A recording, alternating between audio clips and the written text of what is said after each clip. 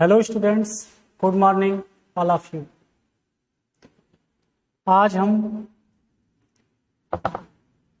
आज की क्लास में हम पढ़ेंगे पाठ 3, जिसका शीर्षक है अमर शहीद हुकुमचंद। बच्चों, इस पाठ में एक ऐसे व्यक्ति की चर्चा की गई है जिसने अपने देश हित में अपने प्राण गंवा दिए। मीन्स अपने देश की रक्षा करने के लिए उसने अपने जान की परवाह नहीं किया। तो बच्चों, जैसा इस पाठ का शीर्षक है अमर शहीद हुकुमचंद। अमर क्या होता है? अमर मीन्स जो कभी ना मरे, और जो कभी ना मरे मीन्स कहने का मतलब, जैसे हमारे समाज में बहुत से लोग ऐसे हैं जो कि आज हमारे बीच नहीं हैं, लेकिन वो शारीरिक रूप से हमारे बीच तो प्रेजेंट नहीं हैं, लेकिन आज भी वो हमारे हृदय पर राज कर रहे हैं, या हमारे अंतर्मन में उनका नाम है। अर्थात उन्होंने अपने कार्यों के द्वारा इस समाज में अपना नाम अमिट अक्षरों में अंकित करवा दिया है। तो अमर मीन्स जो कभी न मरे। और शहीद किसको कहते हैं? शहीद मीन्स ऐसा व्यक्ति जो अपने देश हित या देश की भलाई के लिए कार्य कर रहा हो, और यदि उसके इस देश हित में या देश की भलाई में किए गए कार्य में अगर कोई बाधा आ रही है या अड़चन आ रहा है, तो वो अपने जान की परवाह किए बिना ही अपने प्राणों की आहुति दे देता है। उसी को शहीद का दर्जा दिया जाता है।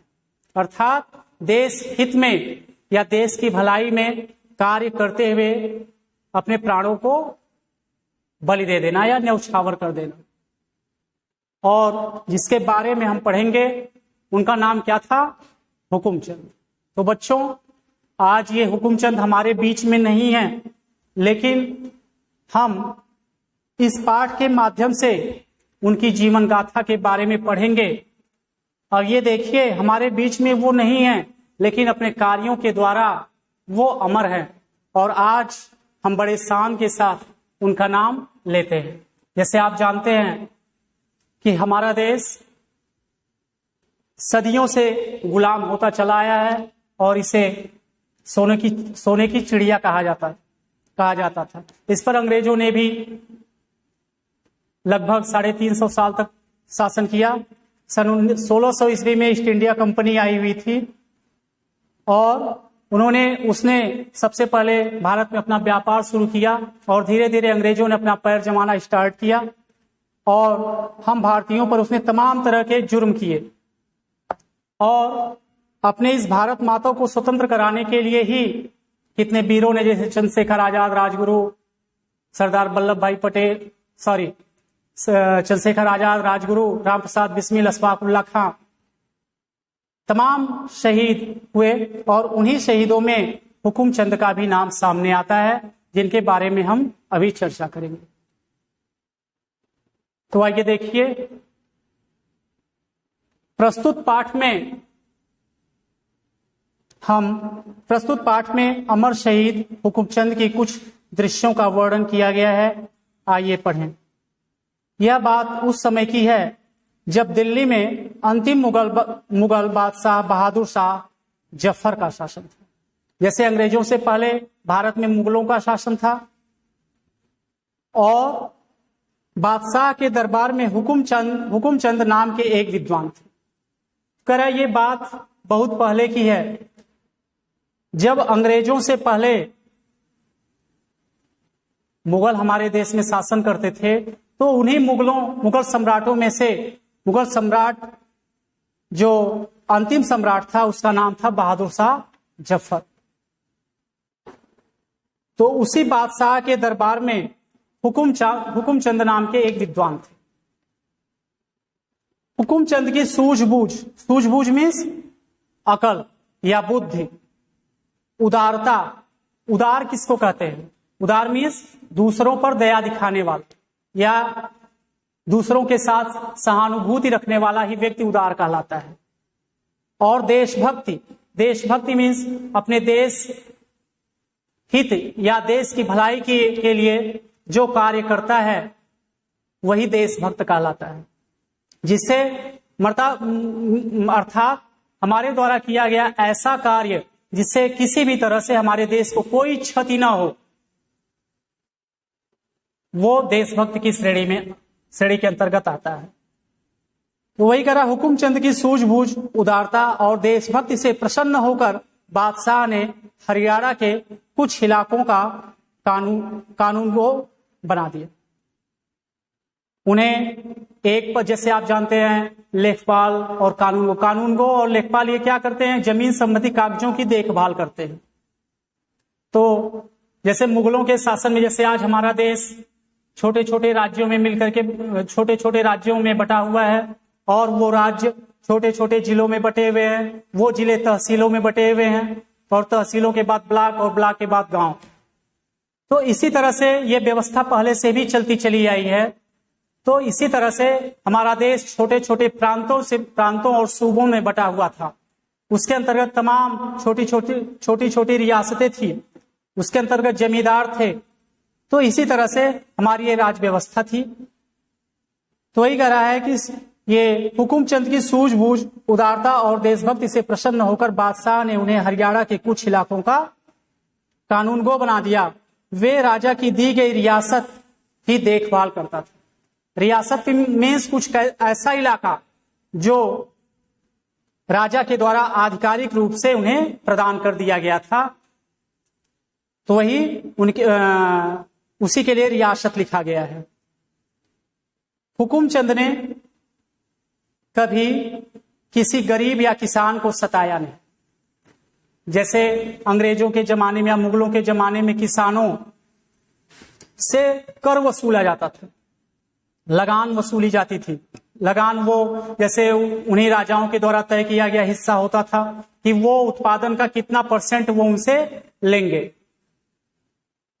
तो ये जो लगान या कर होता था, अगर कभी कभार ऐसा होता था कि अगर फसल पैदा नहीं हुई, किसी कारणवश अकाल पड़ गया, तब भी किसानों से जबरदस्ती वो कर वसूला जाता था। लेकिन ये जो हुकुमचंद थे, उनके वो उदारवादी थे, उदार प्रवृत्ति के व्यक्ति थे, इसलिए उन्होंने कभी भी किसानों और गरीबों को कर वसूलने के लिए, कर देने के लिए, लगान बढ़ाने के लिए कभी भी मजबूर नहीं किया। तो ही कह रहा है, हुकुमचंद ने कभी किसी गरीब या किसान को सताया नहीं था, इसलिए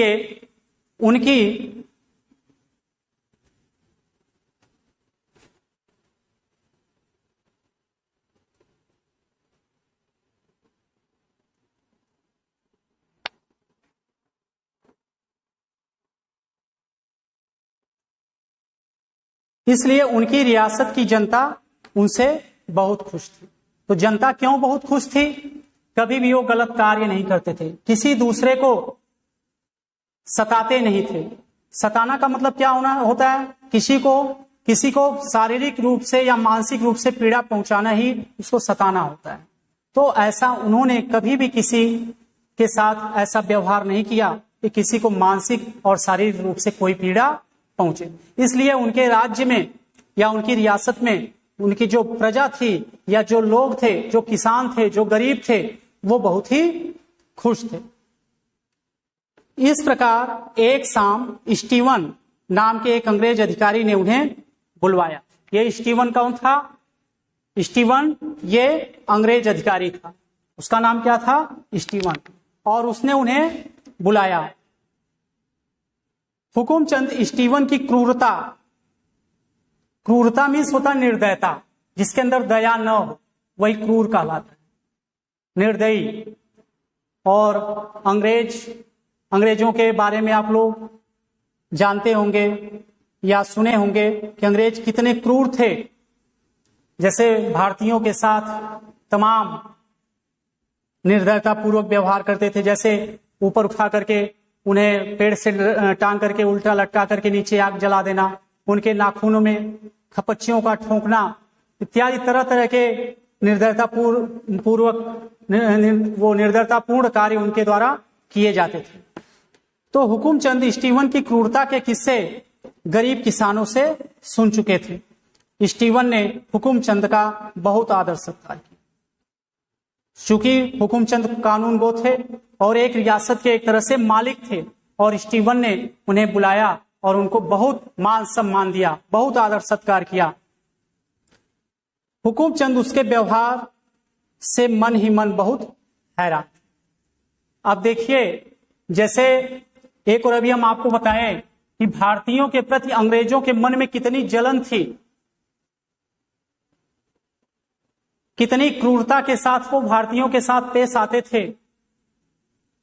लेकिन हुकुमचंद के साथ स्टीवन ने ठीक उल्टा व्यवहार किया।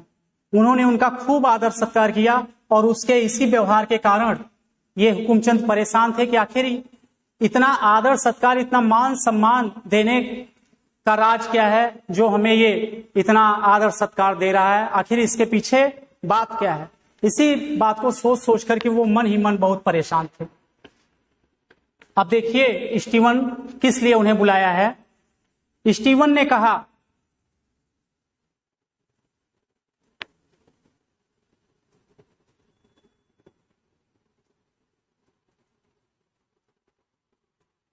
स्टीवन ने कहा,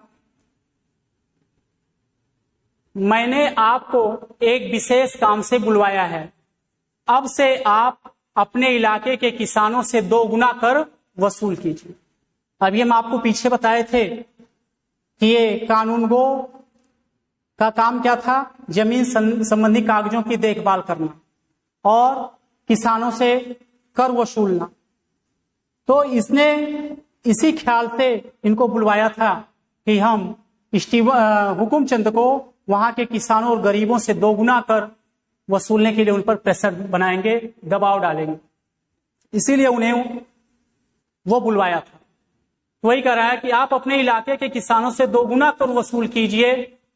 कर माने में वही लगान, कर मीन्स लगान। अभी हम आपको बताए ये कर क्या होता था कि जैसे जो उत्पादन होता था, किसानों के द्वारा फसलों का जो उत्पादन किया जाता था, उसमें वो अंग्रेजों के द्वारा या वहां के सम्राट के द्वारा या राजा के द्वारा उस उत्पादन का कुछ परसेंटेज फिक्स कर दिया जाता था कि वो चाहे आपके पास, आपके यहाँ अनाज पैदा हो या ना हो, हमें उतना चाहिए। और ये कर अगर फसल पैदा हो गई तो अच्छी बात थी, लेकिन अगर फसल नहीं पैदा होती थी, किसी कारणवश अकाल में सूखा पड़ जाता था और फसल न पैदा होती थी, तभी जबरदस्ती उनसे वो वसूला जाता था।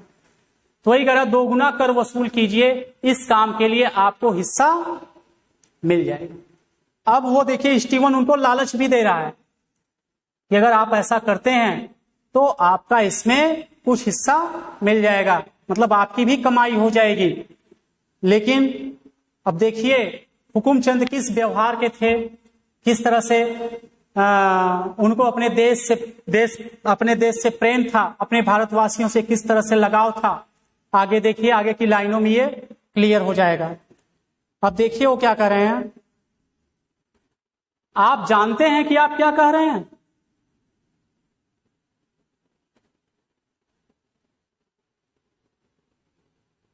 आप चाहते हैं कि मैं कुछ रुपयों के बदले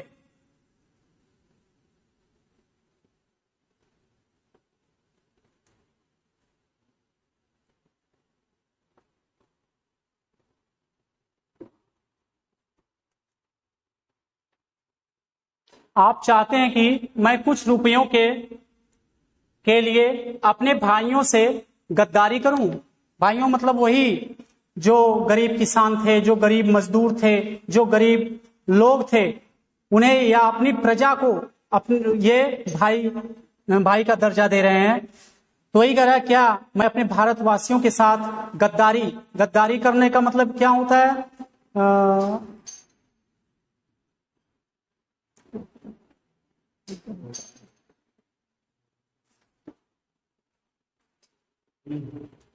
हाँ देखिए, गद्दारी करना, गद्दारी करना का मीन्स होता है अपने अपनों को धोखा देना। तो वही कह रहे हैं कि क्या आप चाहते हैं कि मैं अपने भाइयों के साथ गद्दारी करूं, मीन्स जो हमारे अपने लोग हैं हम उन्हीं को धोखा दें? ऐसा कभी नहीं हो सकता। हुकुमचंद ने गुस्से से कहा और वहां से उठकर चले गए। मीन्स स्टीवन की बात को उन्होंने नकार दिया कि हमसे यह काम संभव नहीं होगा। अब अंग्रेज अफसरों की आंखों में हुकुमचंद खटकने लगा। ठीक है, यह कह रहा कि अब अंग्रेज अफसरों की आंखों में हुकुमचंद खटकने लगे। तो हुकुमचंद खटकने का तो आंखों की वो किरकिरी बन गए, यानी उनकी निगाह में वो बैठ गए। हमेशा वो सोचते, मतलब ताक में अंग्रेज रहने लगे कि किस तरह से हुकुमचंद को हम फंसा लें। देखिए, वे हुकुमचंद को परेशान करने के लिए नित मीन्स रोज नए बहाने ढूंढने लगे। मतलब वो इस बात पर उतारू हो गए कि हम किस तरह से अब हुकुमचंद को परेशान करें।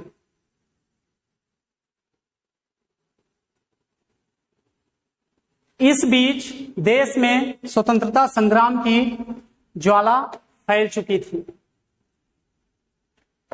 सभी लोग या पूरा भारत अंग्रेजों की क्रूरता से त्रस्त आ चुका था और भारत माता को स्वतंत्र कराने का बिगुल बज चुका था। उसी दौरान की बात है। वही कह रहा है, इस बीच देश में स्वतंत्रता संग्राम की ज्वाला फैल चुकी थी। बहादुर शाह जफर ने अपने किले में एक गुप्त बैठक की। गुप्त बैठक करने मतलब किसी को उस बात की जानकारी नहीं हुई। बैठक में झांसी की रानी लक्ष्मीबाई, तात्या टोपे आदि भी उपस्थित थे। झांसी की रानी लक्ष्मीबाई के बारे में भी आप लोग जानते होंगे कि अंग्रेजों की जो राज्य हड़प नीति थी उसी के तहत अंग्रेज झांसी को हड़पना चाहते थे। इनके पति का नाम था गंगाधर राव और इनके पास कोई पुत्र नहीं था। तो अंग्रेजों की ऐसी नीति थी कि जिस राज्य का कोई उत्तराधिकारी या वारिस नहीं होता था, अंग्रेज उसको अपने राज्य में मिला लेते थे। तो झांसी की रानी लक्ष्मीबाई कहीं कि हमारे जीते जी झांसी को अंग्रेज अपने राज्य में नहीं मिला सकते, तो झांसी को बचाने के लिए उन्होंने अपने प्राणों की आहुति दे दी थी। तो वही कह रहा है, बैठक में झांसी की रानी लक्ष्मीबाई, तात्या टोपे, ये क्रांतिकारी थे, आदि भी उपस्थित थे। वहां हुकुमचंद को एक युवा क्रांतिकारी सेना बनाने के लिए कहा गया। हुकुमचंद ने नवयुवकों की सेना बनाई। बादशाह के यहां से गोला बारूद मिलने लगा।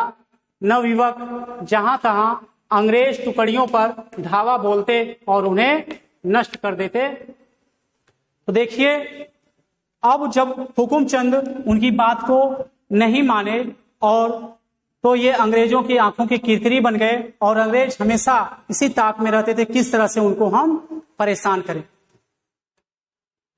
फिर उसी बीच का बहादुर शाह जफर ने अपने किले में एक बैठक की जिसमें रानी लक्ष्मीबाई, तात्या टोपे आदि तमाम क्रांतिकारी उपस्थित थे। वहां पर ये निर्णय लिया कि हुकुमचंद नवयुवकों की एक सेना बनाए और उस सेना का यही काम हो कि वो अंग्रेज टुकड़ियों पर वो धावा बोलें, आक्रमण करें और उनको नष्ट कर दें। तो बच्चों, आज की इस वीडियो में हम यहीं तक पढ़ाते हैं और ये जो नेक्स्ट पैरा है इनको हम अगली वीडियो में पढ़ाएंगे। आप लोग इसको रीड करिएगा और मीनिंग क्लियर करिएगा।